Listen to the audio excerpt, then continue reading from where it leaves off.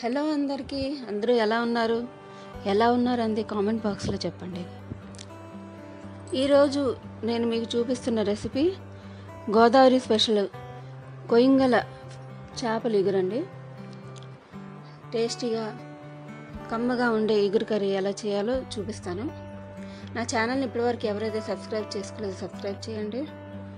నా వీడియోస్ని లైక్ చేయండి, షేర్ చేయండి, వీడియో సేవ్ చేసి పెట్టుకోండి. స్టార్ట్ చేసేద్దాం. ఒక పాన్లో మస్టర్డ్ ఆయిల్ తీసుకుని ఆయిల్ బాగా హీట్ ఎక్కాక ముందుగా మ్యారినేట్ చేసి పెట్టుకున్న చేప ముక్కలను కూడా వేసుకుంటున్నాను. వీటిని బాగా ఫ్రై చేసుకోవాలి. బాగా ఫ్రై చేసుకుంటేనే దీని టేస్ట్ చాలా బాగుంటుంది ఫిష్కి. చూడండి ఎలా ఫ్రై చేసుకుంటున్నాను. ఫిష్ ముక్కల్ని ఇలానే కూడా తినేయచ్చు, అంత టేస్ట్గా ఉంటుంది ఫ్రై చేసాక.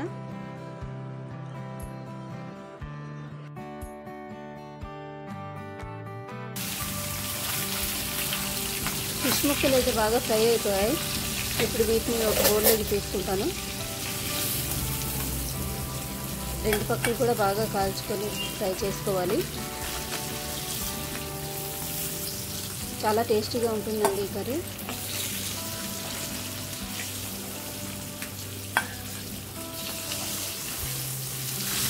ఈస్ట్ గోదావరి, వెస్ట్ గోదావరిలో చాలా ఫేమస్ అయిన చేపల ఇగురండి. తప్పకుండా ట్రై చేయండి. నేనైతే ఇలానే చేస్తాను, మీరు కూడా అలాగే ట్రై చేయండి.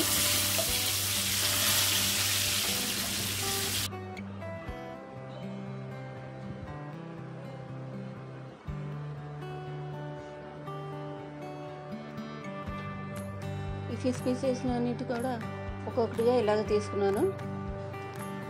ఇప్పుడు నేను గ్యాస్ ఆఫ్ చేయకుండానే ఫిష్ పీసెస్ని తీసేసుకున్నాను. ఆయిల్ హీట్లోనే ఉంది, అదే ఆయిల్లో మనం కర్రీ రెడీ చేసుకుంటాం. రెండు ఉల్లిపాయలు, మీడియం సైజ్ ఉల్లిపాయలు చిన్న చిన్న పీసెస్గా కట్ చేసుకున్నాను. 3 మిరపకాయలను కూడా చీలికలుగా కట్ చేసి వేసుకున్నాను. వీటిని బాగా ఫ్రై చేసుకోవాలి. ఆనియన్స్ని పచ్చివాసన పోయే వరకు. చూసారా ఇలా ఫ్రై చేశాను. ఆయిల్ కూడా తేలిపోయింది కదండి. ఇప్పుడు ఇందులో ఫ్రై చేసి పెట్టుకున్న ఆనియన్స్, జింజర్ గార్లిక్, అల్లం వెల్లుల్లి, ఇంకా కొంచెం గరం మసాలా వేసుకొని పేస్ట్ చేసుకున్నాను. ఈ పేస్ట్ని కూడా 2 స్పూన్లు వేసుకొని బాగా ఫ్రై చేస్తున్నాను మసాలాని. ఇలా ఉల్లిపాయలు ఫ్రై చేసుకొని పేస్ట్ చేసుకుంటే చేపలకి మంచి టేస్ట్ వస్తుందండి. 2 చిన్న సైజ్ టమాటోస్ని కూడా ప్యూరీ చేసుకొని వేసుకున్నాను.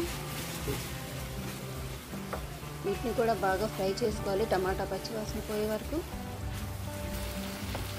చూడండి ఎలా మసాలా ఫ్రై అవుతుందో, ఆయిల్ కూడా తేలిపోయింది. ఇప్పుడు ఇందులో పసుపు, ఉప్పు, కారం పొడి వేసుకొని ఫ్రై చేసుకుందాం. మన టేస్ట్కి తగినంత వేసుకోవాలండి ఉప్పు, కారం. ఎక్కువ కారం తిన్న వాళ్ళు ఎక్కువ వేసుకోవచ్చు.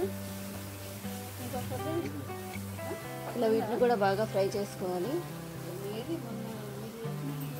వీటిని ఫ్రై చేసుకున్నాక కొరియాండర్ పౌడర్, జీరా పౌడర్ని కూడా యాడ్ చేసుకొని ఫ్రై చేసుకుంటున్నాను.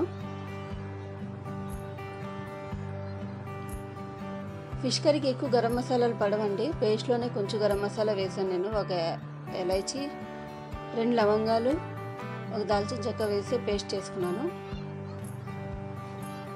కొంచెం వాటర్ వేసుకొని ఇలా మసాలాని బాగా ఫ్రై చేసుకుందాం. ఇప్పుడు ఫ్రై చేసిన ఫిష్ ముక్కలను కూడా వేసుకున్నాను. అన్నిటిని కూడా ఒక్కొక్కటి చొప్పున వేసుకున్నాను.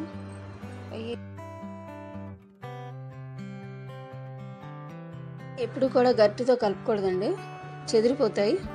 అందుకే కొంచెం అలా ప్యాన్ని కుదిపేసి ఒక 5 నిమిషాలు వేగనిద్దాం మసాలాల్లో ఈ ఫిష్ అన్నిటినీ కూడా. చూడండి మసాలా కూడా పట్టేసింది ఫిష్కి. ఇప్పుడు కొంచెం వాటర్ వేసుకొని ఒక 15 నిమిషాలకి ఈ ఫిష్ని ఉడికించుకుందాం.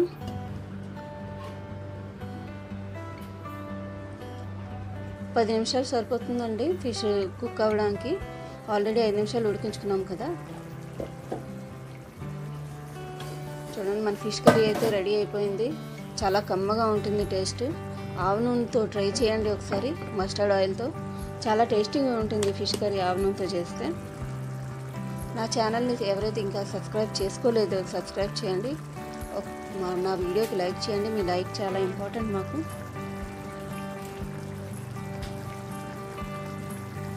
నన్ను సపోర్ట్ చేసినందుకు చాలా థ్యాంక్స్ ఫర్ వాచింగ్.